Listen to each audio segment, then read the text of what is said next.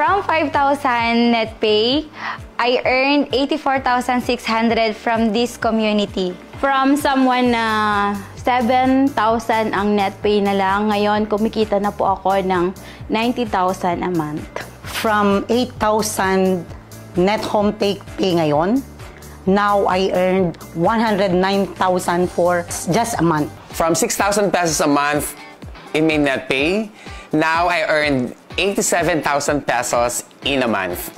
My name is Lolen Lorenzo Tamundong, Teacher 1 from SDO Isabela. Hello, I'm Jonalyn Bartolome Alindayo, Teacher 3 from SDO Isabela, 10 years in service. Ako nga pala si Aline Amin Bulima from Isabela, Deputy Teacher for 16 years. Hello, my name is Jess G. Laginlin, a senior high school teacher from SDO Santa Rosa City, Laguna.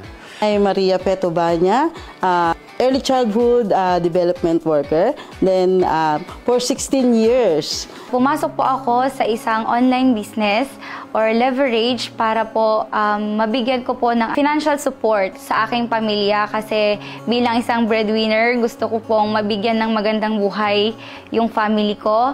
Meron pa akong ginagawang online business sa ngayon. So ito po ay ginagawa ko during my vacant time, especially pag after class, na naghahanap po ako ng opportunity at nakita ko po itong business na po pwede ko palang gawin at isingit. Isang araw, nag-scroll ako sa aking Facebook account, nakita ko yung community na yon, na-realize ko na ang ganda-ganda pala ng community. Sumali po ako dito sa community na to dahil hindi lang sa pangarap ko, kundi gusto ko din pong makatulong sa ibang tao, mang-inspire sa mga ibang tao, lalong-lalo na sa mga guro na sagad na po sa kanilang net pay income. Isa sa reason ko kung bakit ako nag-join sa community na to dahil magpapauwi sa asawa kong seaman. Gusto ko talagang mag-for good na siya.